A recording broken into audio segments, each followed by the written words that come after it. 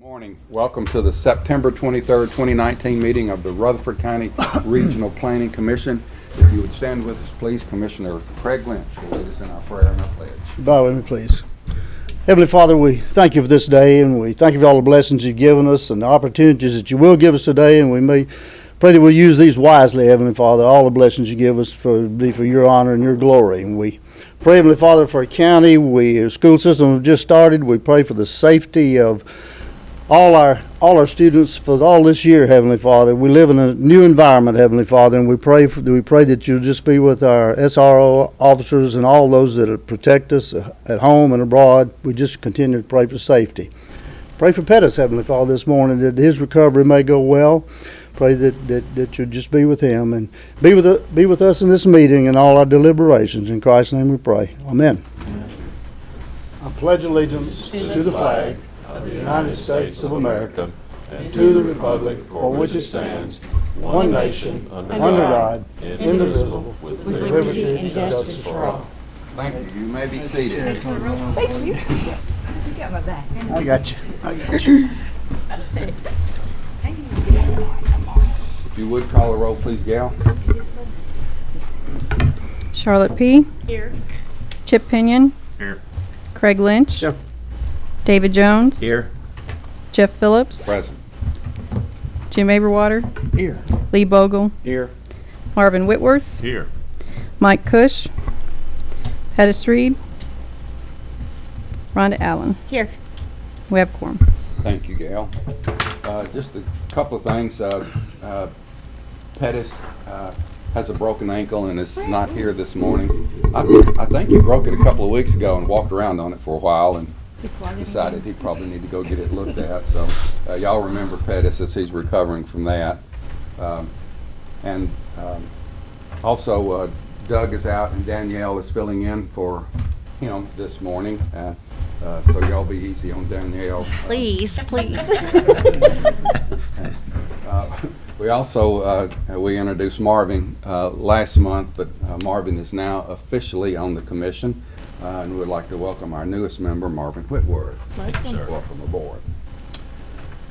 I've reviewed the minutes. I find them in order, and I'd entertain a motion to approve. So move.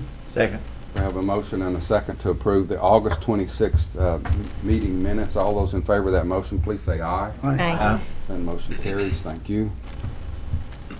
We have one item that's been withdrawn or deferred, I guess it is, and that's item 6C1 19-3047 Superior Property Solutions.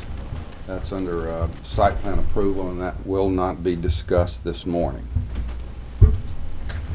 With that, we'll get right into our new business. Item 6A, items that are submitted for preliminary plan approval. 6A1, the item number is 19-1010, Halls Hill Estate, 122 lots on 68.65 acres, zoned RL, located along Halls Hill Pike and Smith Hall Road. Jerry Butler and Amon Sharberman are the applicants. Danielle.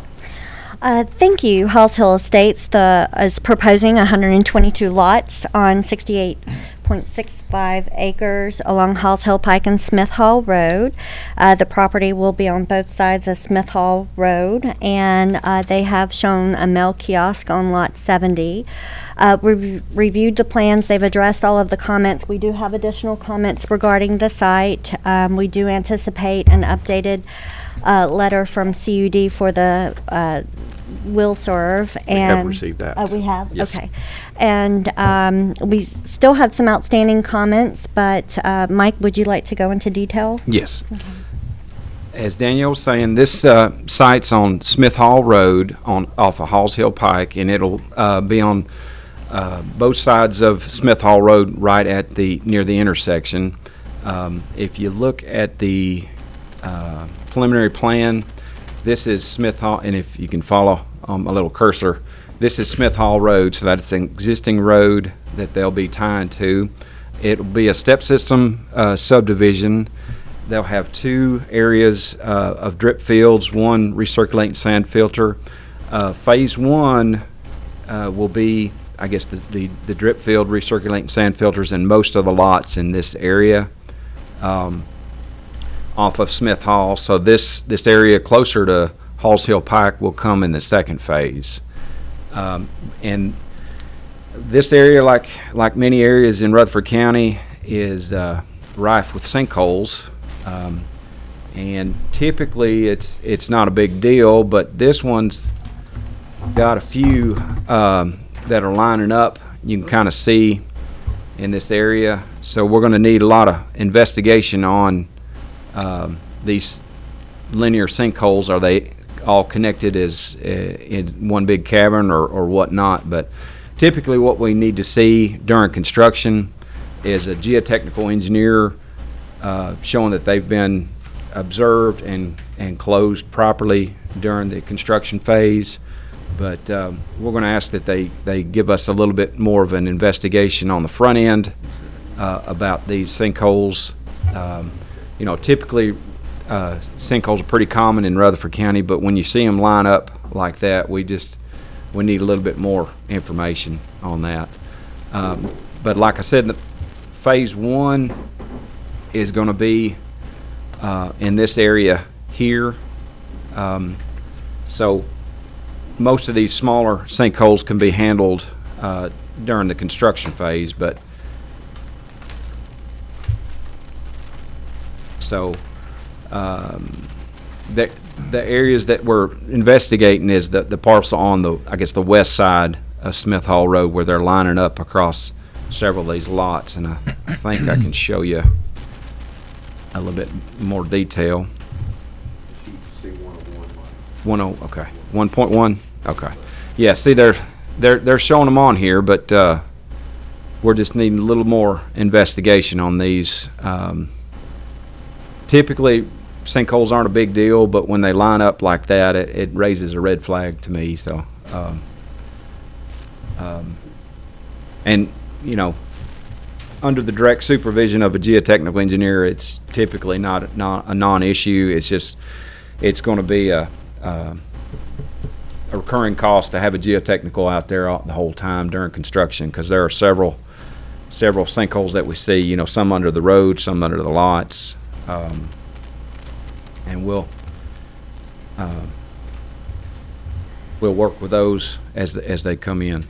But other than that, I believe they've addressed all the other comments. They've got some open area that they're showing that will be also used for stormwater detention. There's one area right here near the bottom of the screen. Let me get back to the orient it properly. Overall, they're showing one here, but during the design phase, we might need more. We'll see during construction, but they have enough open space to meet our stormwater needs. And I'll show you. This valley is where they've got some good soil, and then this other field over here is where the other area of good soil. So we might need something. You can see this is kind of a low area. It's leaving this way. They're showing a sinkhole here, but we might need one back on the other side. But we'll work with Jamie and SEC on the design of that. Well, that's in the step area, so I can't put it there. So, but we'll he's got some drainage easements back here. I think he's got it all going to that middle one. Yeah. Jamie Reed. Yes, sir. fiddling I'm in. Jamie with Reed with SEC. That Mike, you're exactly right. What I've done is taken those two streets and it's going to that pond there to the Okay. west in that large open space area. Okay, I forgot that step area was there. But they are addressing on the preliminary. They're showing us the stormwater areas, and other than that, I believe it's in good order. There's only one mail kiosk and toward the back, Yes, that'll be in phase one. so the people in the front would have to drive all the way back. That might be a Jamie Reed question. Obviously. That's correct. Yes, ma'am. That's right. We don't want to. We're hoping that by the time this all gets built, that the mail kiosk thing will be a thing of the past, but we're still showing them on there. Oh, I know, but it's, what I'm hearing from different people, that may be a thing of the past. But regardless, we're doing just one for that development in the area of the open space. So- It works really good at the very end because it's a cul-de-sac. Yes, it is at the back, but it's a cul-de-sac, turn around, they can all park there and move on. Yeah, they're showing a little parking area back in the back. Kind of out of everybody's way. But they are showing stub streets to the other lots. They do have another connection to Halls Hill Pike for the second phase, and the adjacent properties around it, so. Were they- I'm sorry, right across from where the milk kiosk is, I'm sure this probably has something to do with the drip field. I just don't know what that acronym is for the RSF. What is it? Recirculating sand filter. That's part of the treatment process. And that's what you can see above ground. You'll Yes. see the little building and the, And then you've got a cemetery marked at the bottom, but is that not part of this? Are you just putting it on there for information only, or it is that's, part of this? that's an adjacent property. Let me get to that. Right away comes to adjacent property. They have, I believe, access through this property back here, but this is the cemetery parcel that we're looking at. There's a power line that'll need to get relocated during construction, but this is the cemetery location here. See any stones? How they get to it now? I would assume, We provided them an additional access Oh, off did you? that cul-de-sac, so because I'm like Mike, I don't know how they're getting, so we provided a 20-foot access easement off of that cul-de-sac to get to the cemetery, because I was the same way, I don't how to get in there. And then Jamie, it looks like just about all, except for maybe the one between 64 and 65, just about all your roads are either cul-de-sacs or stubbed out for maybe connected future to another area. Yes, ma'am. yeah. Do you only have the one way in? No, you got two. I'm sorry. Yeah, I've got two He'll off. he'll have two on the second phase, but everything will be coming off Does not have a Halls Hill, cul-de-sac. Smith Hall Road. Smith Hall Road. Is Smith Hall going to be improved to the typical section, or were there improvements required? I know it's 50 foot of right of way, but Yeah, I think they're saying that they're gonna do a dedicated right and left out of here. But other than that, we'll have to investigate, Heavy travel, little. Mark? any well, my improvements other, on and it. Yeah, my we- follow-up question We, was, we did a traffic impact study, and it didn't say really any improvements needed to be on Smith Hall Road, but Mike and I talked, he said he wants to review it further, but really all it said was to provide a left turn in and Okay. out there. Well, I was just curious, the condition being a dead-end road, I didn't know what condition it was in, if it was going to be improved to match the subdivision or what. Is it pretty good? Yeah, I haven't think it's a been out there. 20-something Yeah, I foot wide believe it's got, road. Yeah. yeah, it doesn't have any, lane markings. Yeah, maybe the but- lane, might have been a comment, Okay. lane I didn't striping know or if it was something. ditch section as well, because I'm sure it's not curb and gutter, and I knew the rest of the subdivision was going to be curb, so. Going back to the cemetery access, they are showing a 20-foot access easement off the right-of-way to the, From the cul-de-sac. from the to cul-de-sac for Mhm. at the mail kiosk area. But you can see on this area over here, they are showing an access way. Hey, Jamie, did you say there would or would not be a turn lane into this subdivision Off Halls Hill. off Halls Hill? Oh, goodness. I can't what the remember if traffic they report said now. that or not. I mean, it's not, most people have been making a right turn Yeah. into the subdivision and a I just know left that's turn an out awful of. hilly road. I don't know where this is Yeah. at in terms of the hills. I'm not sure. We provided that, and we'll do whatever the traffic report says. I'm sorry, I just don't remember what it said. And Yeah. during the construction phase too, we'll look at it as well. Let's see. Does a traffic study, I don't, does that take into consideration the topography of the land as you approach the property? I mean, I know it does volume They'll count. ask us to do a site distance study, Triangle? stopping and site distance study, triangles, yes, ma'am. Okay. And then look at the No, but it's. cars leaving the site and going into the site and see if it warrants, certain ones.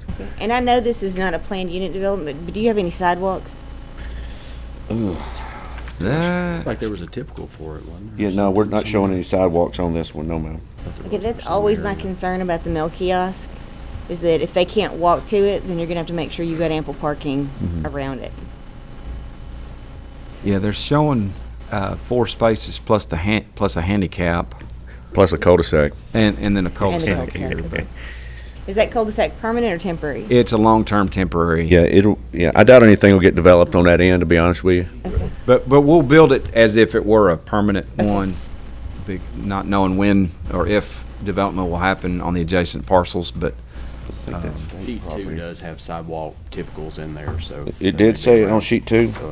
So, it may be around the mail kiosk or something. That may be what that's associated with. Yeah, because the typical road sections are shown, we're not showing any on the road sections. I think he just put them on the mail kiosk for them to pull up. did you say that was state property next to that? I think it's something like, it's state property, yes, yeah. Okay. Behind them, so I doubt anything will, I shouldn't say never, I just, Mike, on these traffic studies, we're always talking about a traffic study. We need a traffic study. We need a traffic study. Yes, sir. Okay, we got a traffic study. Does the traffic study tell us we need a turning lane, or is it still to our discretion that we don't know how many cars it needs to be a turning lane? well, that's what and I apologize, I don't know, I can't remember, I wish I'd have brought it with me, I can't remember if it says it warranted a turn lane or not. It will say that, yes. Yes, Yes, or it no? does. It gives a conclusion. It evaluates the traffic before this development And after. and then after the development, but also looks at the growth of the area and and sees Yeah, and sees it what the makes impact of recommendations the of additional improvements. lots would be on the area. But does it take into account those hilly roads? Yes. Well, Well, they'll, yeah, It does. it does, but Yeah. our construction plans will also review that as well. We'll look at the, So site can you triangles. require one even triangles if the and traffic distance. study doesn't? I'm sorry? Can you require one even if the traffic study doesn't? Oh, I can ask for anything. I mean, I can. No, I didn't say ask. I said, can you require? That's not When nice. when the community comes in all upset about traffic, and they live out there, and they know how much traffic it is, Mm-hmm. that's when we get to looking about, yeah, you need one, but Yeah, then, but then why do you do a traffic report and if it says, I'm just saying, the guy, I know. if that's gonna be the case, they would've spent that, $5, $6, $7,000 on traffic and put it for a turn lane, I guess you could argue both ways. yeah, well, When do you say sometimes we not, don't get no? all that opposition until the second or third meeting, then it fills up in here then. I Or if you guess. want to go ahead and put one in, maybe we could waive the traffic We study. don't pay for a traffic study now. I'm just messing with you, Jamie. Messing with you. We'll do whatever it says and whatever y'all, if we'll reevaluate it if it doesn't, if some reason y'all think it needs to be re-looked at or I know there's something. stretches out there that are not hilly. I just don't Yeah, know yeah. where this and I one think is. this one isn't too bad. I don't this- think. Let's see. Not that bad out there, is it? I don't know. This is That was street pretty view bad. from Google Earth, That's a nice one there. and this is coming up from the southeast. So there's a And there's lot of rock out there's Halls Hill. I mean Smith Hall Road right there. See, it's a So straight it's shot. You it's can a- see, yeah. You can see a long way. Yes, yes. I know where it is. And maybe the hills we're thinking about is a little farther Yeah, that down. one's pretty straight. That's pretty straight. But like you said, the expectation was most of the traffic will be turning left out of the subdivision. Out of the right into subdivision and right into the subdivision, yes, so the left turn lane, it really probably doesn't warrant one, to be honest with you. Yeah. So So right turn decel I would didn't be. know the name of that road. And your lane that you're turning into is angled anyhow, yeah. so you And kinda like come. I said, we'll be adding some improvements at this intersection. Let's see, where is that? I'm sensitive to the hills and the turn lane only because of personal experience having topped the hill. Oh, I live and on ended the up in a big one, ditch. So, because somebody was parked and shouldn't have been. So if it's flat, I'm good. But if Mm-hmm. Yeah, see, it's a straight yeah, it'll- shot yeah. and flat through there. We will look at some drainage improvements, and this is pictometry from earlier this year, and you can see water having to cross Smith Hall Road here, so we'll most likely need some kind of drainage improvements in this area, so that it won't That's a continue. blow, to- they were blowing a fire hydrant out there, I think it's that way. Yeah, we'll look at that, but it's, like you said, it's flat and straight and. Yeah, but now once you get down Smith Hall Road, you start climbing. Yeah. But it's farther on the way. But this is the end of the western part of the track. The other side's over here, but So will you have any kind of a construction entrance or anything? Because I mean, you've got those neighbors that are going to be dealing with dump trucks. Those are the kinds of phone calls I Well, get it's a an lot. existing, we'll have one coming off of Smith Hall Road into our site. Yes, ma'am. right. And what we'll do is, we work with the highway department. We've created what's called a road connection performance agreement. So anywhere that they'll tie into an existing county road, they have to post a surety, sign an agreement saying, hey, if you tear this road up, you're going to pay for it, Okay. or we're going to cash in the surety and fix it ourselves. Okay. I think that was my concern, you know, the Smith Hall Road condition now may be Mhm. good, but Yeah. survival. And, right, and that's with other projects too. We, if they tear up that road, they're gonna fix it before we release lots. So we've got a few things that we can hold back. Well, I was just curious what kind of improvements, because the subdivision itself was going to have curb and gutter, so I didn't know if that road was going to. I was Yeah, just a question. Yeah, Just- the traffic report didn't say any improvements were needed on Smith Hall Road. It was wide enough, and other than, like Mike said, probably some striping. Just a comment, some of those questions about turn lanes, and no matter what the traffic study says, Jamie, what this commission is trying to do is to not look for right now, but for 20, 30 years down the road. And would it have been best for us to put something in now in anticipation of other things happening in the future? So it's not just what the traffic study shows, it's what we're looking at long-term as well, okay? So, But yeah, I understand. I'm just kidding. Yeah, but I think the end of this property though goes into the state stuff. So Yeah, I don't think you're yeah. going to have any more. So like, that's what I'm saying. We're gonna build it like it's permanent. It's gonna have curb and gutter and asphalt. Well, you've got lot 21 labeled as a PUD open space, or, well, PUDE, I don't know what the E is. Yes, ma'am. Easement. Public okay. So- utility and drainage easement. Okay. So conceivably, I guess, if one needed to be added, Yeah. you've got some space. You got some space, yes, ma'am. And lot 10's big enough too up front. The back's up there. I wanted. This is a straightaway that people really hit the gas on Halls Hill Pike. So if I think a turning lane is, or at least a slow down to You mean a turn right turn Right, off? deceleration. is a good idea. Yeah. If you've ever driven on Halls Hill Pike, you know Oh yeah. that's the Open a up. high rate of speed on that road. Do you know what the school zone is for this one? Kittrell maybe. Kittrell, yeah. In what high school? Do you know? is that Oakland? Oakland? Oakland. I believe it's Oakland, but I'm not 100% sure, but I think it's Oakland. I don't know if they changed it. Yeah, they didn't change the decision. I'm just At the time, I curious. think. I Yeah. can't even remember. Changed in 6 months. Yeah. One more quick question about all the lots and the sinkholes and things. Well, even after they've been repaired, are they flagged somehow, some way, so that somebody knows that there was a sinkhole under there? Is there any way that we do that, or? A plat note or anything? Well, we do own a plat to give them the option to build outside. I mean, if it's obviously in a road or under the building envelope, it's got to be repaired under the direct supervision of a geotechnical engineer. But in my opinion, if it's been repaired properly under their supervision, I don't know if you need to. Yeah, it's really not indifferent if you cut and fill the lot. So if we go through there and mass grade it, Yeah. like Mike's saying, what if you grading 4 or 5 feet of fill material? It wouldn't be any different. We than need a cutting or- compaction report. and Yeah, we give a everything. compaction report, but in this case, you get an actually certified letter that it's been compacted and certified Right, that under lot. the That was a supervision. direct question. You remember our study that we had we had the geotechnical guy here, and that was my direct question, and that would you build or yourself on a sinkhole? And he said no.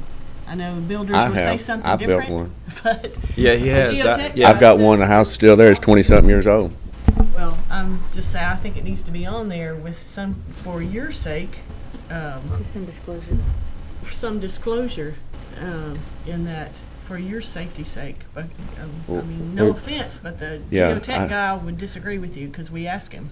Well, I mean, I've had it done, but I don't see any difference in the cut and fill, to be honest with you. So what if you got 4 or 5 feet of fill material, they place a house out there and it settles, half the house settles because they didn't compact one side of the lot. Tell them that too. Jamie, it was just a Disclose that question. too. You know what I mean? I'm just playing devil's, to go back. I understand that. Flagged a lot, do that too. I've seen lots before. I've been up here for maybe way too long. Maybe I have, but I've seen lots before where these lines, to me, in the back of my mind, indicate there might be some underground stream in there someplace, and you can go out there right now. Maybe not right now, as dry as it is, but you can go out there in wet weather and you can see little crawfish things coming up, and that's a real indication that there could be some seepage and have issues that relate to crawl spaces and things like that. And that's the reason we're asking those kind of questions. That nobody wants that, and I just think that we need to be real careful about protecting people, but. Mike's got some heartburn on those lines, and I think we as a commission would have heartburns on those lines. So we'll trust you and the experts and Mike as you come back in for the final. But it looks like a lot out there, and to me it looks like underground streams. And those underground streams, you can tell them crawfish live in there. They do, and I've seen plenty of those things. And almost every time you see one of them, you have seepage and you have crawl spaces that water comes up in. So anyway, that's the reason we're asking those questions. But you've got some work to do, and Mike looks like he's on top of that. Go back up, Mike, to the screen you were just at, and you've got some asterisk lots, and it says no access. To Smith To Hall. Smith Hall Road? They're going to access the internal roads. Yeah. So Okay. no driveways on Smith Hall. Okay. What about the type of houses that you're building on? And it's not any of our business, but just out of curiosity, are they vinyl homes? I have no idea, to be honest with you, what type of homes. A combination of hardy board, Oh, very cool. stone. Some stone, hardy board, siding. Price point. Most of them are Price point, What? you think? Pardon? Price point? And they look to be about 100 by 150. Price point. Size too. Price point of the home. the homes. Well, no, the lot size looked to be 100 wide, 150 average, so. You know, we've had a lot of talk about starter homes. I'm just wondering if these are starter homes. Yeah, You know, between that's- 200 and 300. He said between 200 and 300, probably more like 250, 275 is what I would guess, because it's hard to build. Oh, The cost of stuff going as fast as we can. Yes. Mr. Chairman, I'd make a motion to approve for preliminary approval with staff comments and this board's comments. We have a motion to approve. Need a second before we have a motion and a second to approve. Now we're still open for discussion, you guys. So Mike or Danelle, either one of you guys, for educational purposes, would you explain if this is approved preliminary, what's next?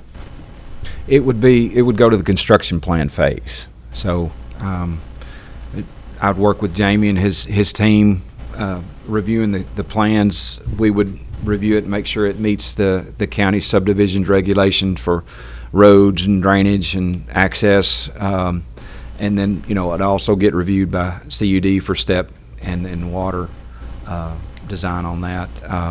I believe there's an 8-inch water line on Halls Hill, and they'll be bringing it down Smith Hall Road to this phase 1 to get that to work. But all of us would review it and make sure it meets the county's regulations before we had a pre-construction meeting, and then once they'll start construction, they'll next go to the final plat stage, and then y'all will review that as well, and we can add anything you wanted to from that point.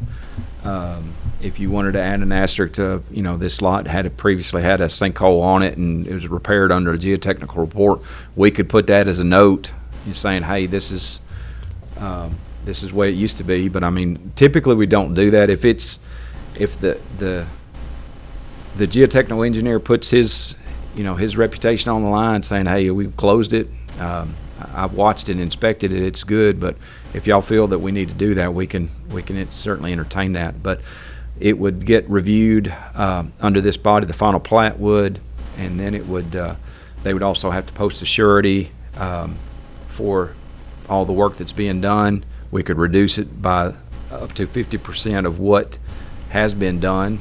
And then they'll submit to us as-built record drawings showing us that the subdivision has been built according to the plans.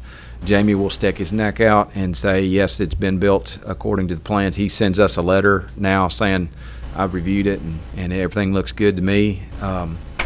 And then we can start releasing lots for home construction and the building permits would be pulled. After it comes back here for final plat approval? Yes, right? sir. Right. It has to get final plat approval, surety posted, all the punch work, punch list items done, record drawings.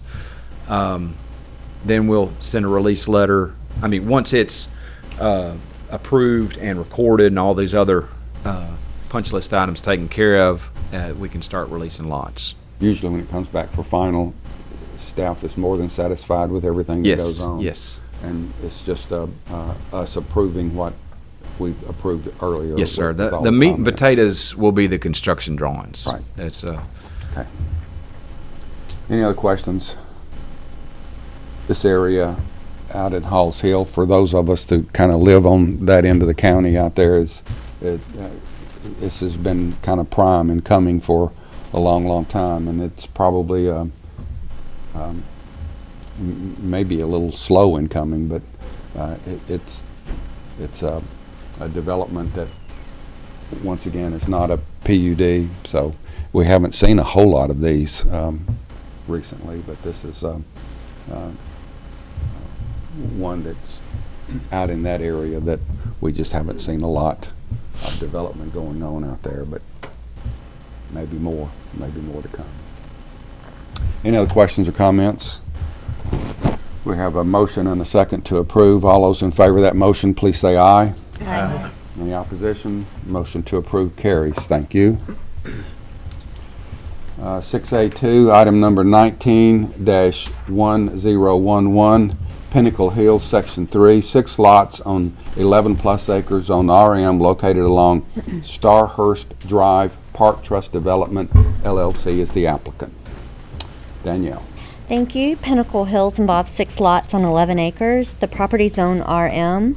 Originally, there were more lots proposed for this area, but due to the site conditions, the rock and topography, it was not practical to develop that many lots, and so we're seeing these 6 lots being proposed. They will be located, they will use a step system, and it's located off Starhurst Drive. And the preliminary plan, they've addressed all of our comments, and we find it to be in good order. just south of the new Rockville High School, middle school, and the elementary school, Pinnacle Hills subdivision. It'll be at the end of this street here. We've also got another section that's just been nearing completion at the end of Ruark Lane right here, but let's see. I believe they have addressed all of our comments. They've requested a waiver for, I don't know if Danielle mentioned, a waiver for the mail kiosk since it's only 6 lots. And The existing development was built before those were required? well, and it's I think the last phase, and it's under the number of lots. I think, did y'all get a waiver for the other section? The trigger. Okay. Yeah, we got a waiver for section 2 here, and it was how many lots? About 10 or 12? 2 and 3. 2 and 3 got a waiver. Okay. So, and so we'll have a couple large lots, and then the rest of them will be normal size. We'll have a cul-de-sac, curb and gutter. This area, when it was originally constructed, had just extruded curb, but we'd rather have the better curb and gutter on this section. They're doing the same in section 2 as well. So it'll be built to the current standards, not the older standards. And Danielle, I think you talked about this a little bit, but tell me again, or you or Mike, what's going on with lots 112 and 113? Was it a capacity issue? Was the step, Jamie? No, it was rock. Just rock, just a lot of rock. Rock and sinkholes again. Okay. Is the reason they didn't extend it out, and we brought it back in. There's a lot of rock outcropping and stuff in there, just large, like we was talking about earlier, just crevices and stuff open, and just wasn't feasible to run a road, and in this situation, what you could is just gonna cost them too much to get X amount of lots. What does the term limits of field run topo mean? That's where we actually went. It's so heavily wooded, if you see there, that we took the county topo, and then we went out there and actually field ran everything that you see in that bold dash line. That's where our surveyors went out there and field located everything. The others, we just blended it into the county topo because it's so dense, where an aerial wouldn't, it's just not. And we've got a couple areas that we'll need to get some geotechnical look at as well. Yeah, a couple, they call it an area of interest, but if it walks like a duck and quacks like a duck, it most likely is a duck. But we'll need investigation into that as well. And just down from that, the variable width existing drainage easement, I guess it's an easement that serves the property just below that? Yes, and most of this lot 112, 113 drains to the south. Okay. And that's going to be like a berm and a ditch together that So it's not a bypasses stream. around. There's no blue line stream. No, That's not- no, that's just, they're constructing a way to capture that stormwater runoff from the hill and pipe it around these new lots in section 2. Where will it go out to? It goes to the south, let me see. Due south, there's a little bit of a drainage ditch right here. They do have an existing pond. Some of this will go to this existing pond. Right here, it's in the bend of Starhurst on lot 158. But some of that's getting bypassed will just go around the lot and then continue on its way to the south. Make a motion to approve it, subject to staff comments. We have a motion and a second to approve 19-1011 for Pinnacle Hill, Section 3. Other comments or questions? All those in favor of that motion to approve, please say aye. Aye. Any opposition? Motion to approve carries. Thank you. 6B, items for final plat approval. 6B1, 19-2061, Rooker Landing, Section 1A, 4 lots on 4+ acres, zoned PUD, located along Rooker Road. Landquester LLC is the applicant. Danielle. Thank you. Rucker Landing proposes 4 lots on 4.13 acres. It's a part of the Plan Unit Development Rucker Landing. This represents the first phase. These lots will be located along Rucker Road. The latest version identifies 3 of the lots as future development. Those lots will be dependent on step system, and the step system's yet to be constructed. However, the remaining 4 lots will be dependent on septic system, on-site septic system.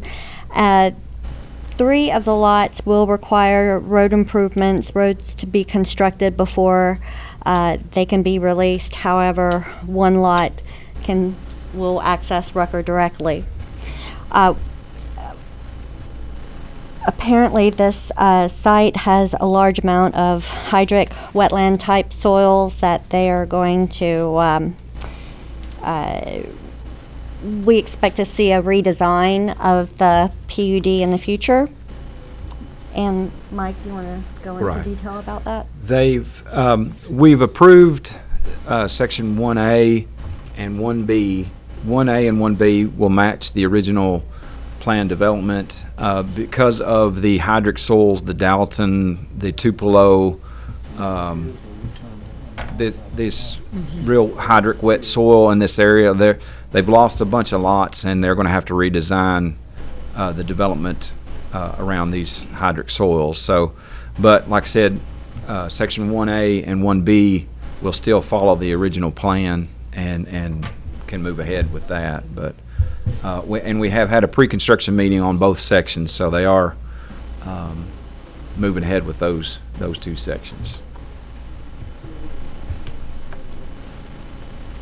But the final plat itself, let me get back to that. Like Danielle said, lots 2, 6, and 7 will rely on these new roads to be constructed. They are all 4 of these lots are conventional septic system lots. They will need these 2 roads to be built before we can release them for construction.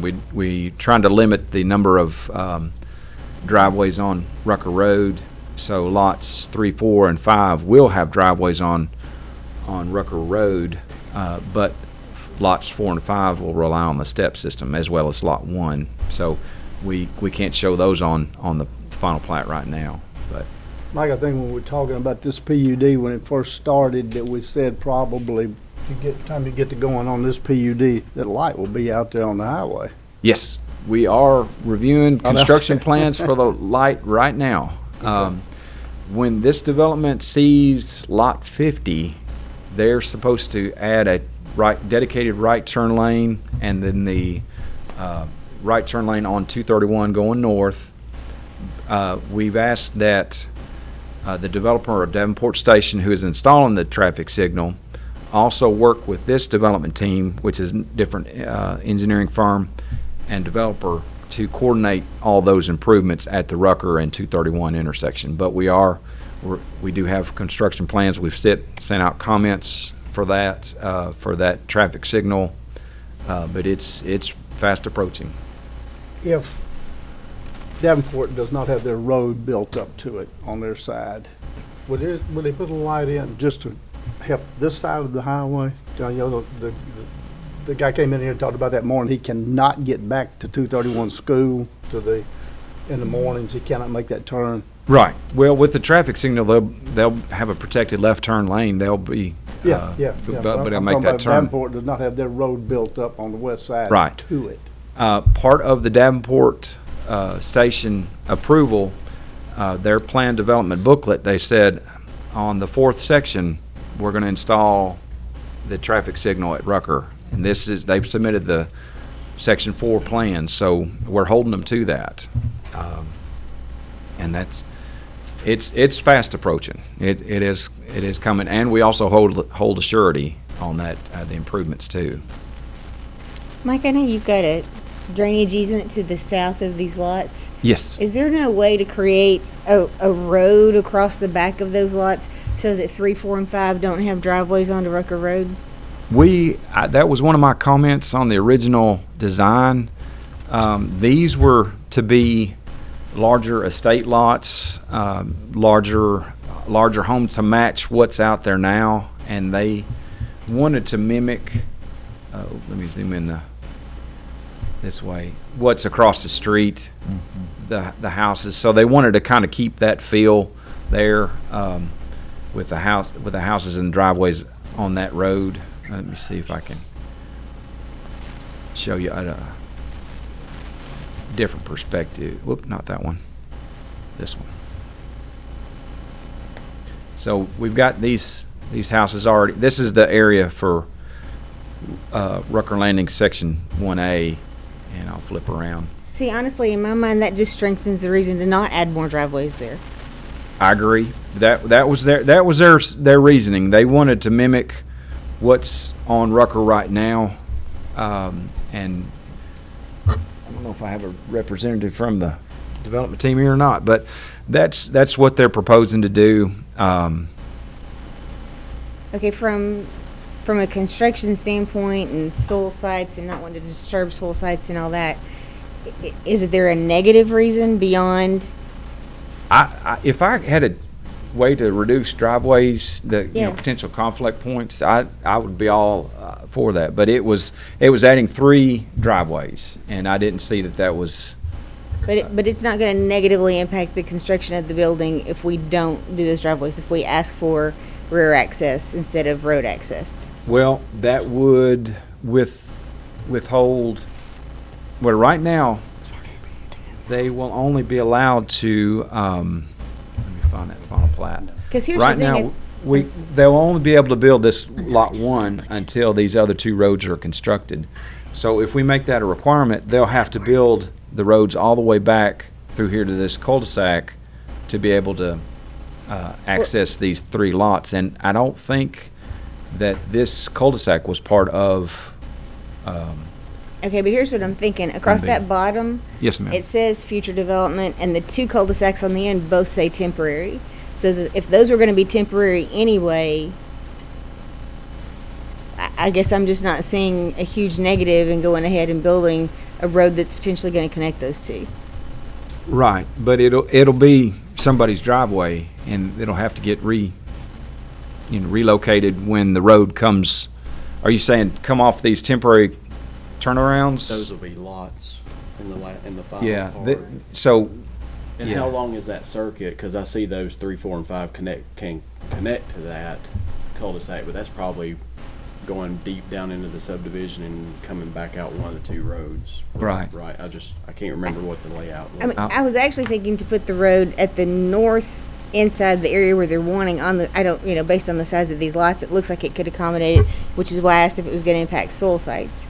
I think it would look more stately to see, a house and all that greenery than to see three driveways. Right. Well, I don't think unfortunately, it works see. against. I don't think it works against their design. Yes, ma'am. I don't see a representative here to speak one way or another for it. But I'll show you what was approved for Rucker Landing Section 2. If you Yeah, the whole layout. let's see. Lot 1 will have to connect to the new road as well, Jack Falk Street, right? Yes, yes. So Yes. it's just 3, 4, and 5. Right.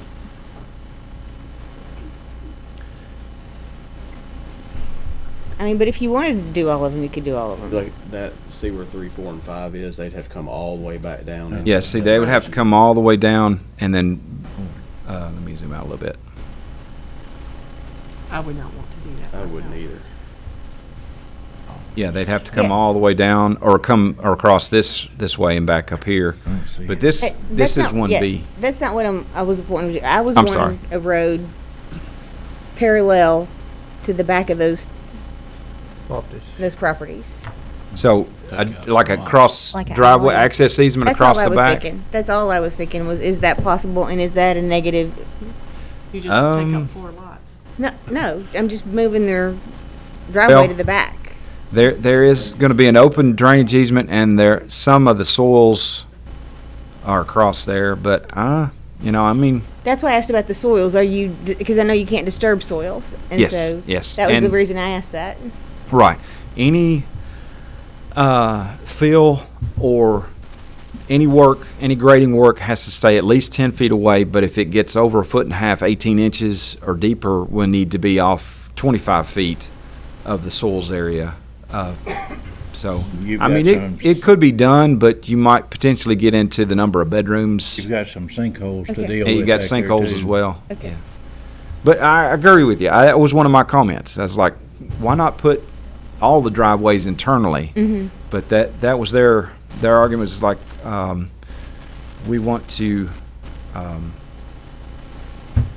mimic what's across the street. Yeah, I agree with the internal driveways. You've reduced it from 7 to 3, I'm sorry, 4 internal, so that is somewhat of a win.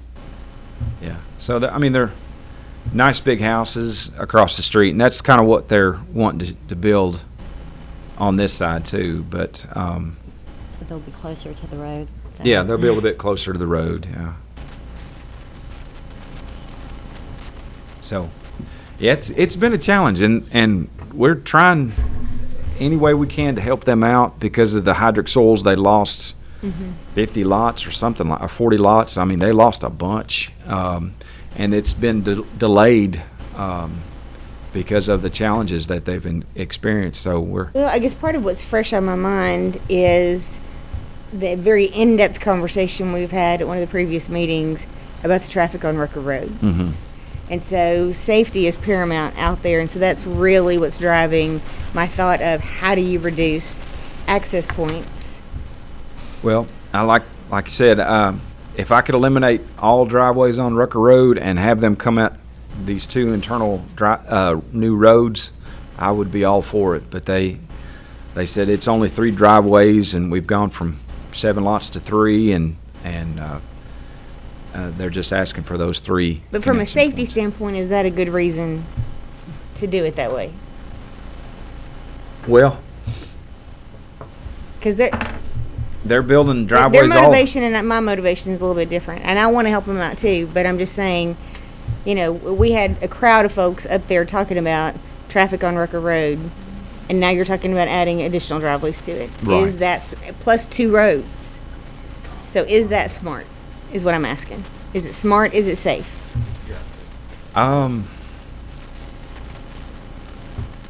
I don't see 3 driveways as a big detriment to the traffic on here. Where we find the problems are at intersections. I mean, the roads and these curves, you know, that traffic has to slow down for these curves. They have to slow down to cross the railroad tracks. Our big hang-ups where you see the delays are at the intersections. You've got crossing traffic. And this development in their traffic study said that, you know, they know that traffic signals coming here to help facilitate the turning movements for the traffic coming out of Rucker Landing. Most of it will be heading north on Shelbyville Pike towards Murfreesboro, to the interstate, Murfreesboro, whatnot. They're going to add a dedicated right turn lane, and this existing lane will become a dedicated.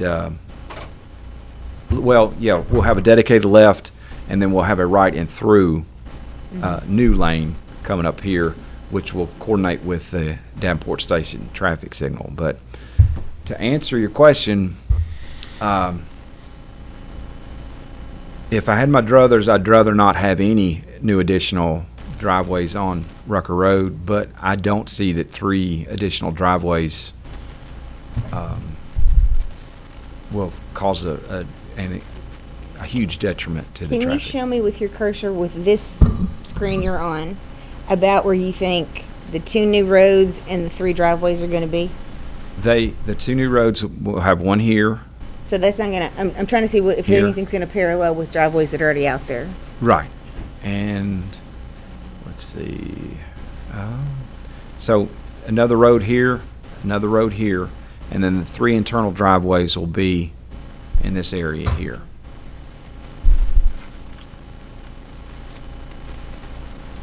But And how much land to the south of it is for future development? this entire parcel here. What's that acreage? Yeah. Let's see.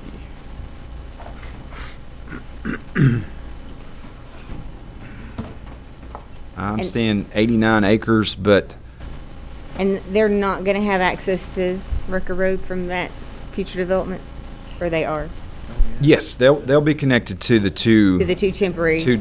Well, they'll be permanent. They're building permanent roads. These are permanent roads. Right, but where's this temporary turnaround? Those will go Those away. will go away, and they're going to build both sections together. Sections 1A and 1B will be built together, and let's see if I can find. So on that section, they lost how many lots? They went from Oh, to gosh, 89? this future section down to the south, they lost a bunch. This is the original, well, no, this is a revised layout. So they lost lots in here and lots around here. This is considered wetlands that they're not going to develop. Per our regulations, since this was a PUD, does this not have to come back through? It will have to come back. What they're going to change will have to come back. They're not changing section 1A and 1B. This will match the original design. Their step system will be over here. They'll have to have a public hearing and everything. They'll have to have a correct? public hearing. Y'all will see the revised pattern book. Do you remember if there's turn lanes proposed into this subdivision or not? There are not. Okay.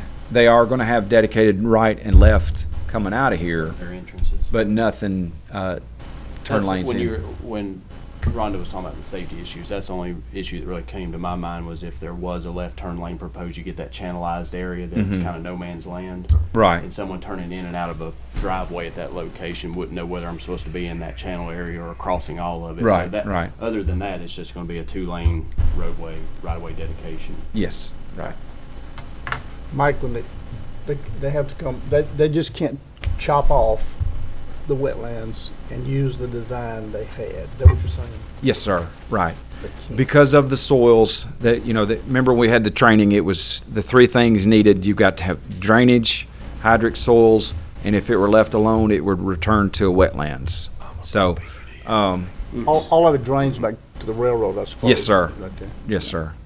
So this area is all wetlands in this area here, but it will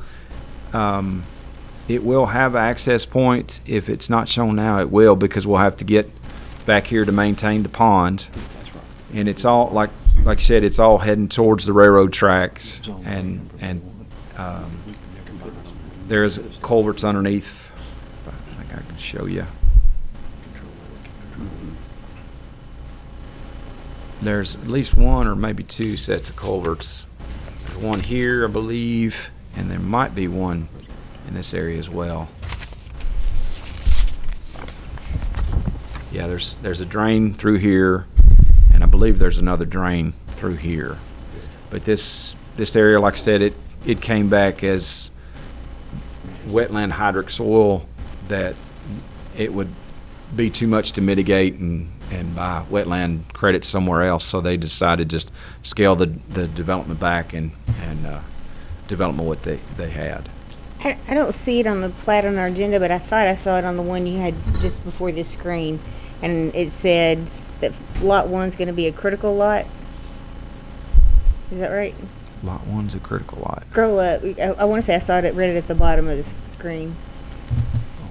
You think it's down?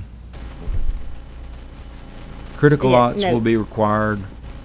Let me zoom in. Okay, so it just says critical lots. I thought I saw one there. Okay, never mind. Yeah.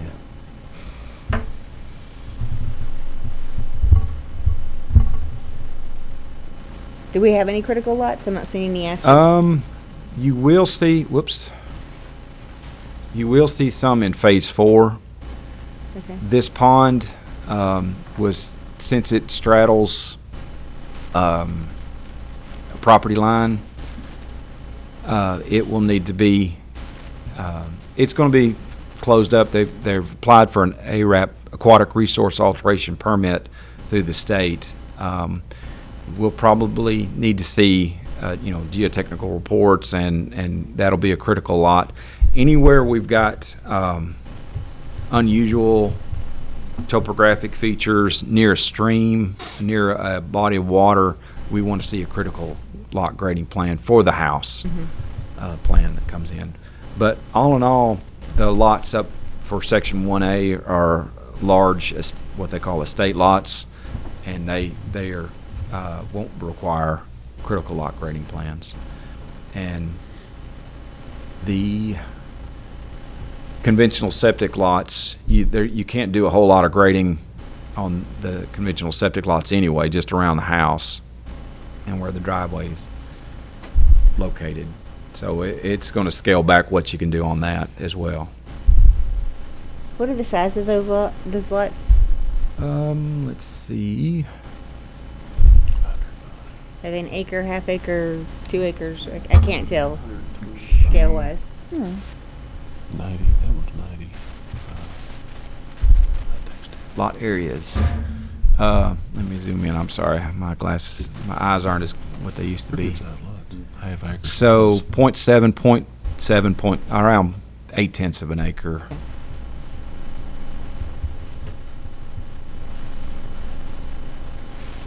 But yeah, this has been a extremely challenging piece of property. And like I said, the internal lots relying on these two new roads, we can't release those until the roads are at least in binder, curb and gutter and binder. So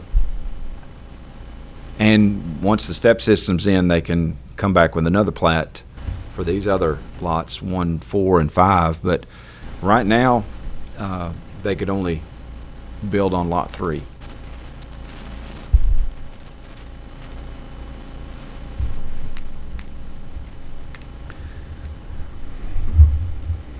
There's a lot of ifs here. When will this come back to be reapproved when the rest of the PUD? The Section 1 will not. You'll see a Section 1A Phase 2 or whatever for lots 1, 4, and 5. You'll see a final plat for those lots when the step system's installed and CUD can sign off on the step system. But as far as the other, you'll see a plan development booklet change for this area, and then the remaining area back in That'll be here. a couple of months. I It's don't up to know, them though, right? sir. It's up to them. Yes, sir. I don't know their schedule, but like I said, we have had a pre-construction meeting for Section 1A and 1B, which is this area here that's not changing from the original pattern book.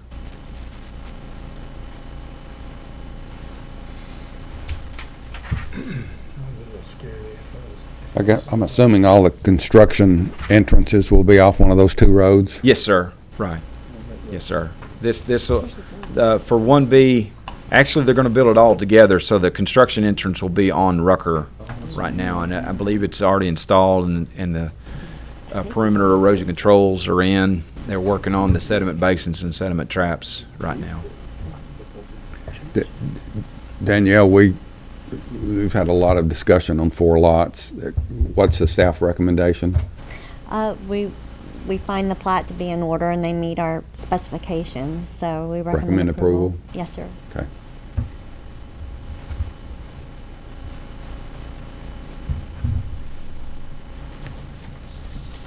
Mr. Chair, I'll make a motion to approve, Thank you. subject to staff comments. Thank you, Jen. Have a motion and a second to approve item number 19-2061 for Rooker Lending, Section 1A. Other discussion? All those in favor of that motion to approve, please say aye. Aye. Any opposition? No. The motion to approve carries. Thank you. Please note, Gail, that there was 1 opposition. Item 6C submitted for site plan approval. 6C1 has been deferred. 6C2, item number 19-3048, Rustin Smith, construction of 2,432 square foot construction sales and service building. This is a contractor's office on approximately 11.7 acres zoned CS, and that's 1.5 acres, and RL located along Rock Springs Midland Road. Rustin Smith is the applicant. Danielle. Thank you. 193048 is requesting site plan approval for an existing 2,432 square foot construction cells building. The property was recently rezoned, or a portion of the property, to allow for a landscaping contractor. And they've submitted the site plan. They've responded to all of the comments. However, Doug indicated to me that he still wanted the applicant to get with him regarding improving the proposed landscape buffers that were shown on the property. He did not indicate which specific items he found needed to be amended. However, he wanted to get with the engineer. We find that have all the drainage issues been resolved? There's probably need to do a little tweaking. There's a little bit of a sinkhole or something up here that they might need to do some grading on the edge to get it to drain towards this intermittent stream down at the road. But it's just a rough piece of property that I think there's a little pocket of water standing here, but and all in all, I think they've addressed most of our comments. Oh, they will need on the plans. we'll need to get some kind, they're gonna pave a part of the site. We will need to get some of access easement, ADA route. They're showing ADA parking stall, and they're paving part of but we need to have an ADA accessible route into the building. Either shift the parking, some of it over here in front of here, or vice versa or whatnot. So, that was one of our comments that's outstanding. And then, like Danielle said, they wanted a little enhancement with the landscaping and whatnot. So are they adding to the building that's already there? It says existing building, but the square footage matches. The building was Okay. constructed already, and they're changing the use of the structure. It was never, I believe that it was constructed and the use was established, and he came before you guys to rezone the property to remedy the nonconformity. As a result of that zoning application being approved, it changes the use of the structure, and he has to go through site plan approval. So that's what we are here today considering.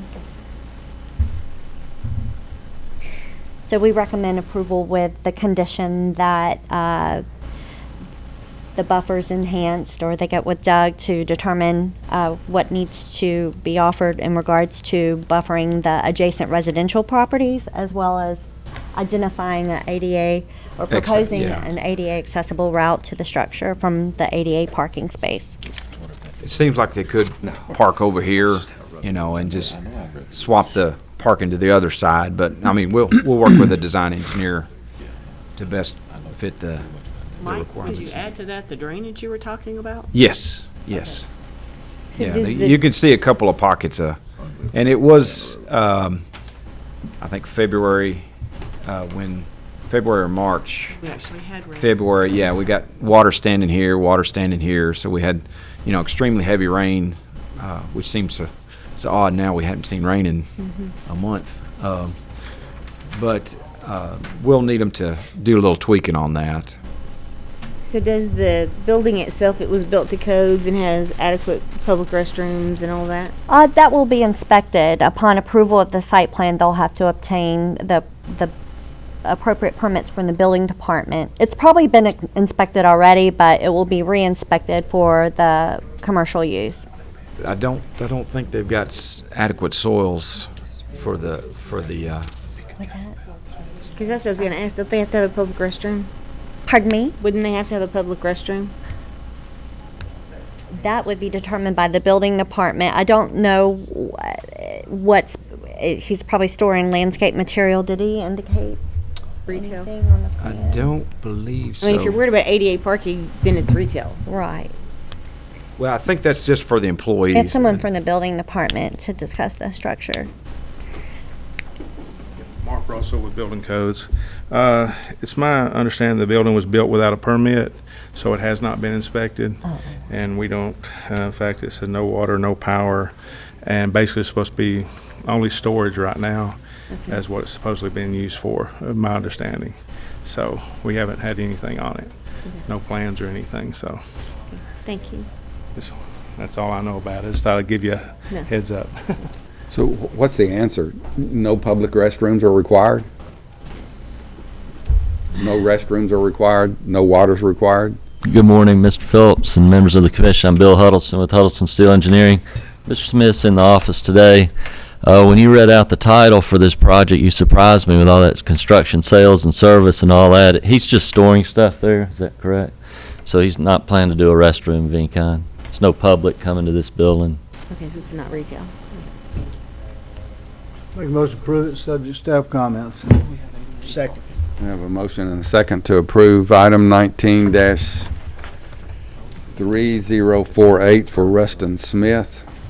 Other questions? I'm concerned that I surprised you, Bill. I'm okay. I'm surprised all the time. So what do we do about that? Construction, sales, and service? I mean, if It sounds like we need to amend the description of what we've approved. It's always been the case that he's going to be a landscaping office. However, I think we just use generic terms for the land use classifications, and that's why it seems like it was misrepresented. So if there's no water, how are you gonna take care of landscaping? Are you gonna have like a storage reservoir or something? We can store our vehicles there. Would you please step up to the podium? Hi, Rustin Smith. We just store our vehicles there. In the morning, we're there maybe an hour and we're gone. So you're not planning on storing your plants or? No, we don't store plants. Anything we install, we'll get from the nurseries and direct to the job site. You mentioned vehicles, Mr. Smith, but what's the building going to be used for? Storing my trucks. Side? Yes, sir. Okay. So somebody has to go to one of you guys have to go to the potty. What are you going to do? I'll have a portable there on site. Okay. Very good. Thank you. Yes, sir. We have a motion and a second to approve. I do have just one question before we approve. So you don't feel like, Daniel, that we need to change the term sales and service building? Or do you think just because of the zoning, it's going to be the commercial, the CS, it just kind of captures what he's wanting to do, period? That's correct. Now, if you were to have another use come in and they wanted to establish their business within this commercial zone property, they would have to demonstrate meeting the requirements for that particular use. Okay. Other questions? All those in favor of the motion to approve, please say aye. Aye. Any opposition? The motion to approve carries. Thank you. Under other business and staff reports, I think Mike has a storm water update. Yes, as chance would have it, we were audited by TDEC, our stormwater program, and it was, I think, Sheila's first week here, so surprise, you get to deal with the TDEC audit. But they did find a few deficiencies in our regulation, and I think were just technical things. The first one was an update to the construction buffers. We had originally a 25-foot minimum. It needs to be a 30-foot minimum, and that's what the original state permit had, was a 25-foot minimum. So we're updating our stormwater ordinance to reflect that, and that's typically what we enforce anyway. If it's a stream that has a buffer on it, it's less than a square mile, we require a 30-foot buffer. Over a square mile of drainage basin, we require a 60-foot buffer. But we needed to have our stormwater ordinance match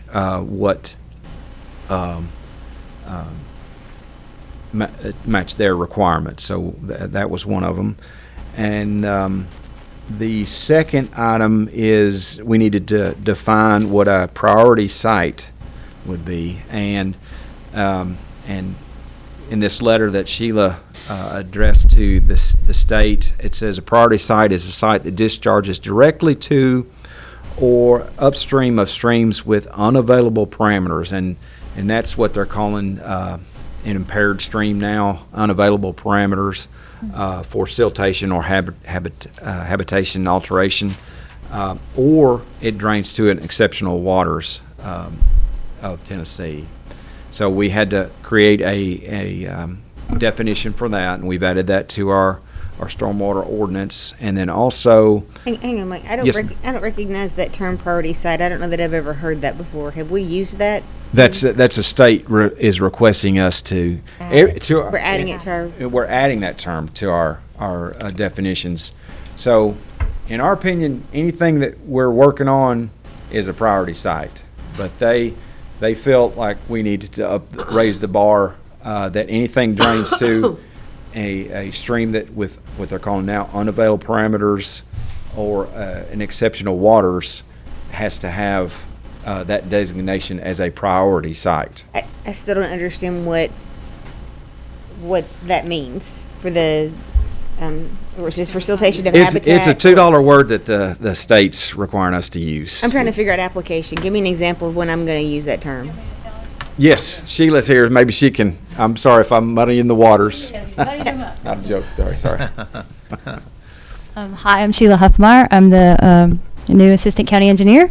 I don't know if I've met everyone, but hello. And so basically what TDEC requires us to have is a definition for a priority site. That means when someone comes in and wants a pre-construction meeting or a set of plans or something approved and they want to move to construction, we always hold a pre-construction meeting on all sites. So when we do plans review, we consider them all to be priority sites. We make everybody come in and do a pre-con, which means all priority sites. We do site inspections on all of the sites that come through our pre-construction construction program, our runoff control program for the county. This actually means the bar is a little lower because TDEC only requires that level to be done if it drains to an impaired stream or an exceptional waters of Tennessee, which is not all of the projects that come through. What is that, the exceptional waters? I don't know what that means. Those were ones that have like highly, could be deemed as the species. Oh, yeah, they support a number of species. Yeah. And the habitat is exceptional. They have really high levels. The bug numbers are super, super high. So we get really good counts on things. We get good counts. It could mean that it has been known or does drain to an area that has what's the species? Is this the kind of thing? Endangered species. I'm like mower. Endangered species. Endangered species. So so if they drain to that, or if they're a high quality stream, they're called exceptional streams in the state of Tennessee. So we don't have to do inspections on every single site. We don't have to per TDEC. No, we do per our regulations. Yeah, so what we do is higher than what they're required, what TDEC requires. And we're going to continue to do that. We're going to continue to do that. But for the definition, I just wanted it to be the TDEC minimum. That way, if John can't get to every single site every month, we're not out of compliance. And a lot of times he can't get to every single site every single month. And then once they get to a stabilized phase, we'll drop off to quarterly inspections, and then we may drop off to like bi-yearly inspections so that we can ramp down our inspection program as needed. Okay. So this gives us that leeway. So I've actually put the bar a little down here, but we're usually right up at the very tip top. The two types of waters that you've described, are those things that we'll be able to identify, or is that going to come from a hydrologist report? Those are on the TDEC stream. They've already identified. They've identified them as that. I didn't know whose responsibility it was to identify that was right, not us. present. It means that they've written a TMDL on it. It means that it's on the 303D list, which means the state has come in.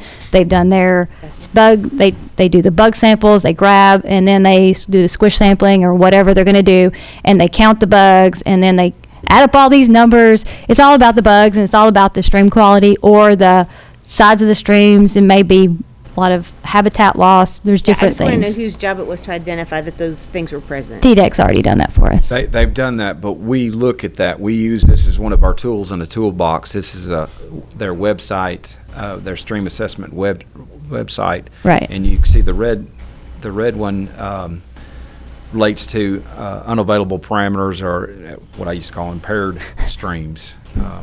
They keep changing the terms on us, but yeah. So, Mike, when you said a while ago, a 1 mile square with a 30-foot buffer. that's our requirement for a drainage basin. So if it shows up on TDEC's website as a stream, and it's got a drainage basin of less than 1 square mile. Okay, it's a small stream before it goes into something larger.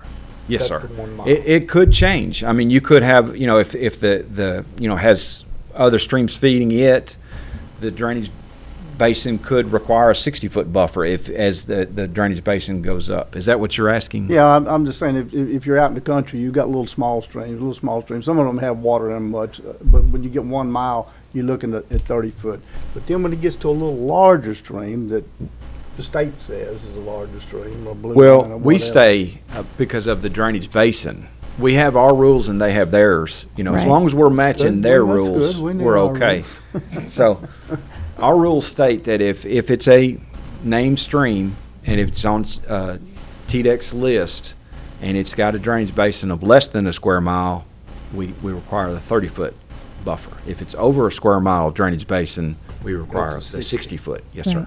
And theirs are considered construction buffers, and ours are considered permanent buffers. So we're already upholding the 30-foot permanent buffer. So we were in compliance. We were already doing this level. We just missed that mark by 5 foot on the definition. And I believe that wasn't an amount they had in a previous permit. Yeah. That was their requirement, was 25 foot. But just through the years, their regulations changed and our ordinance didn't reflect that. So they saw that and said, hey, you need to up that to 30. And then while you're here, the last one was the outfall. We have 2 more, actually. Oh, well, well, the priority site, add the outfall language on the streams for unavailable parameters or exceptional water. Yeah, I don't think you told them about that. The outfalls. Not yes. Right, that's next. Okay, go ahead and tell them about that one. Okay, so we need to also, and this is a TDEC requirement for all outfalls that drain to these unavailable parameter and exceptional waters for more than 5 acres, they must have a minimum sediment basin on site for the construction for the year 24-hour storm or equivalent measures. And that's just kind of what this is stating. It's just TDEC language. We already require this when they come through for plans review. We already require them to put in sediment bases on their initial phase of their erosion control plans. I think this little tiny section just accidentally got left off when you did your last update. That's all I can see. It wasn't anything that we're not already doing. They just want it to be in writing. These notes, there were no penalties or any type of They're going to find something. So this is, we feel pretty good about that. They said we're in compliance. We just need to tweak these, add a definition and this. No financial fines or any of those kinds of things associated with that. They're just recommendations at this point. It's if you come back and say, well, we're not going to do that, then maybe they would carry it a little further. They just make recommendations So at the first. updates will be put on the agenda for our 6 o'clock Yes, meeting, we'll have- and we'll do public hearings. Yes, sir. and Update it. It's already been advertised. Yes, it has been advertised. So Okay. this is just giving y'all a heads up about it.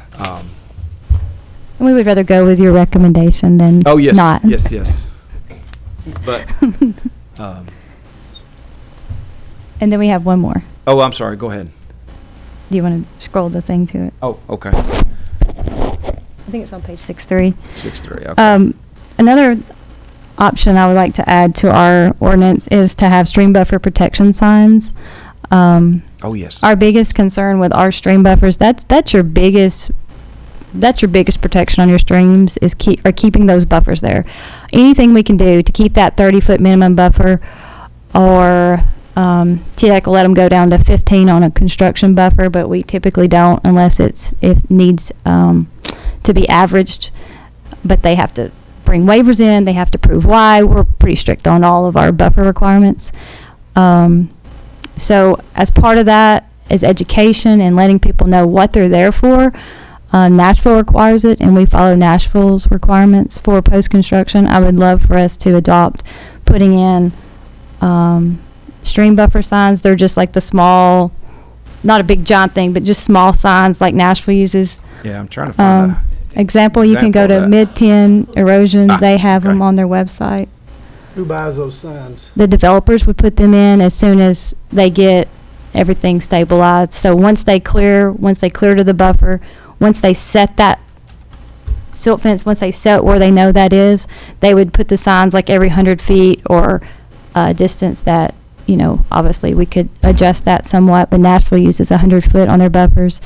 And that's permanent. It's permanent signage. It's on a sign post. It's setting right at the edge of the buffer. It just gives the homeowner, Yeah, you can. Knowledge.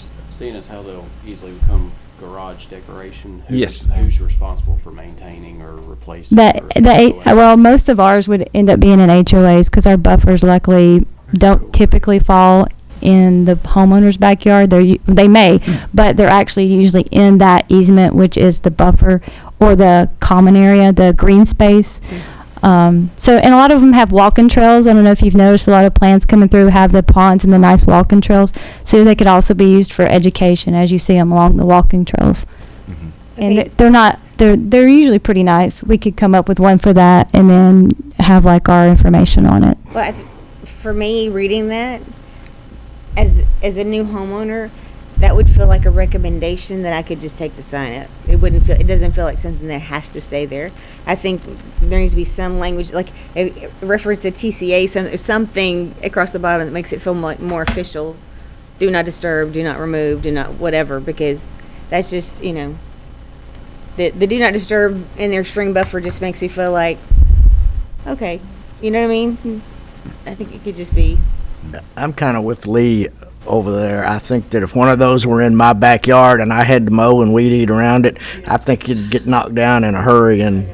Garage. Yeah. Well, they're not supposed to be weeded or mowed Sure, they're not around. supposed to, but They're in the they should be right next to the buffer, which What I'm is gonna say is it's my backyard and I don't want the sign there. Well, and then that's part of the design process too. We're trying to get the streams and the buffers in a open space common area that's not in the yard. But sometimes it doesn't happen that way. But if it's a stream that needs to be protected and buffer needs to be preserved, we try to get the developer and the design team to put that in an open area, open space, because Okay, just like that little footnote at the bottom, I think if it even just said, as required by TDEC, something in it that says it's required.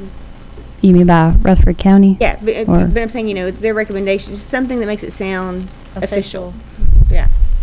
Like it's a penalty of law if they remove it. Yeah, just something that's like. we could we could booby trap them. Yeah, our this is coming from our Stormwater Advisory Committee, and they all unanimously voted very quickly for this, which was pretty awesome. But we could do, this is not our, we would have to make a sign. So obviously I've talked to the lady at Nashville that did these, and it wouldn't be hard to get some collaboration with that, and we could put at the bottom per, Rutherford County Stormwater Ordinance. Well, and you and then could- our number of, our ordinance number and stuff on it. I don't think that'd be difficult. You could also talk to Greg Brooks. We have a sign making ability at the road department. Oh, wonderful. Yeah. I don't know if he wants to make I bet he would. buffer He's signs. He's a pretty It's on the accommodating developer. fella. It's on the He's not developer. here, He's so not I making- won't speak for him. I'll tell him that. No, just- I mean, we might have to pay for them, but he'd probably make them. Yeah, Yeah, we'd be the- paying for them, but he'd make them. The developer. Developer's supposed to That's pay. Work it Craig's point. work it in a fee or something. I don't know. Figure something out. So that's one of the areas we just thought as a constant reminder. Essentially, every other lot line or thereabouts, Yeah. something like that, just as a constant reminder. So hey, this is an area we want to preserve. Protected. It provides water. It cools the water. It provides habitat. Just water quality. It's one of the biggest benefits that we get is from our stream buffers. So, and that's just as a visual reminder that hey, this is an area we want to preserve.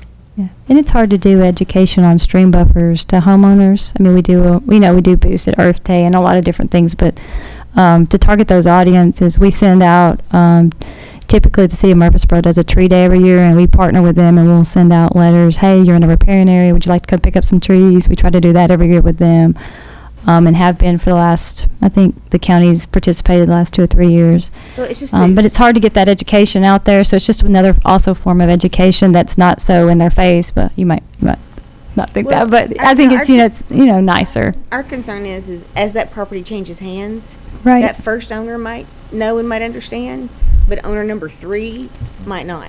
Right. You know. Right. Right. Well, and So- that's something we're working on. We're going to try to get the homeowners association, like they're maintaining the ponds, they have to also, maintain the signs, and that's something that we want to keep as a visual reminder to the homeowners, be it the first one or the 10th one. Right. Yeah, and we're working on the permanent maintenance plans, making sure that the people submit those. And we can also add that to the permanent maintenance agreements if they have them, that they're to maintain the signage too. So that we're trying to get to where that information is handed down to the HOAs, because we're kind of figuring that a lot of them aren't really getting that information, and it's not changing hands. And I've gotten lately several people in my office asking about, well, how does this work? Why is this going to be in my name? And I'm like, well, you technically need to put it in the next person's name who you sell it to, because they will be responsible. If you don't take that initiative and do it, then it's still in your name. So it's getting those maintenance agreements in the right names. I think that's also a bit of a challenge, but we're working on it. It's not a So- perfect system. No. We're trying to make improvements as we go. And I know you can't catch it everywhere because there's so many of them out there, but have you ever thought about communicating that sort of thing with a lot of your either real estate attorneys or closing companies, folks who kind of take care of as property changes hands, would know to look for, catch something like that? I'm just trying to think of any way to catch it as it Right. goes, because individual consumers are not going to know. Right. I would love to do some education to the real estate agents and possibly those people. I don't know who. Because I used to be an agent. An agent's not going to know. An agent's not going to work this into the contract. This is going to come through in like a title search or something on the closing legal side. So an agent's not going to go pull the plat for an existing lot that's been there for 10 years. There's not. So Well, any recommendations on that? You can talk to me after. That would be great. As to who those Like I said, people it's are, not a- could do that with. That'd be great. It's not a perfect system, but we're trying to make improvements No, I like all it. the time. I like it. I think it's good. Welcome aboard, by the way. Thank you. It's fast and furious. Yes, yes. So will this come up at our It'll- October 6 o'clock meeting? Yes, sir. Okay. Right. We'll have to have a public hearing for it. Very good. You anticipate some sort of a template design sign, maybe, just kind of some thoughts on it? Preliminary Easy to thoughts? come up That's with. probably good to. I don't know. I could probably work with Megan. She's our county. She does a lot of the Facebook ads, and you see all that cool stuff that comes through Rutherford County Government Facebook. She does it. She is a design artist specialist. Creative. What is it called? Graphic designer. Yeah, Megan's a graphic designer. She works for the county. She's great. So I think she'll be able to. Maybe she can help me with some initial sketching. I think it needs to be close to what the state uses, and that way people recognize it in their every areas, other counties even. And I don't want to talk about tacking the trees or anything, but TWRA is what I go back to. They're long tags they have, and you put them at a certain height. No one has to maintain them, and they're visual. But I don't like I said, I don't know what the legalities are of tacking something to a tree like Right. they do in forestry and TWRA. That's like a visible red sign that says stream buffer or something like that. So We follow Metro's stormwater manual on water quality, and this is part of the water quality requirement in Nashville. So that's kind of what we were going towards. But yeah, we can. And they use a regular signpost for these, right? Yes. So that's what I was thinking, something less to maintain, something less to weed eat around or something like that. I know y'all explored everything, One comment on the weed eating, that says do not disturb. You're not supposed to be weed eating around these. Thank you. That's the whole idea behind it. You're not Well- supposed to be bothering these. depends on placement. So, I No, mean, it's got to be right at the placed, edge, you're not so- supposed to get to that place. As long as they don't round up it. Then you'll have something else. Serve as a visual border. Four-wheelers and bikes will Yeah. be the, Yeah. they'll Like I love said, this place. Yeah. It's not a perfect system. We're just trying to make improvements as we go. And that's one of the biggest benefits we see are from permanent stream buffers. And we just, any way to preserve these provides benefits to, the community, the habitat, wildlife, everything, and the stream itself. So, I mean, it's good to notify them. I mean, yes. it's good. I don't know what it looks like. Thank you. Yeah, I think if you even use that word protected, do not disturb, protected stream buffer, protected, just something like that lets them know, Okay. there's a reason. Like I said, Sheila will be working with Megan. Maybe they can come up with a design on that. She's really good. So thank you. Thank you. And that's the only other business I had. Thank you, Mike. Danielle, thank you. You're welcome. Appreciate you being here today. Our next meeting is scheduled for Monday, October the 14th. It'll be a 6 p.m. meeting at the second floor of the courthouse. Anything else? Anyone have anything else? I do have one thing. Craig and I were talking earlier, and I think we've done an education on traffic studies once before. That might be a good reminder. And And then also, do you want to remind us again when the Power of 10 conference and all that is? Those dates, do you have them? I believe the Power 10's on the 3rd, and it's at an odd time. It's like between 10 and 4:30 at the, I think it's the, is it the Westin Yeah. in Nashville? Uh-huh. I can send you some of the details. I don't know all of them regarding. I just knew there were some coming up, so. Yes. And then we have the TAPA. I know that Doug registered a few of you guys who expressed some interest into the conference that's being held. They will offer some planning commission training on the 11th of October. This is in Franklin. Very good. Anything else? Thank you for your patience, your time, and your attendance, and your participation. We are adjourned.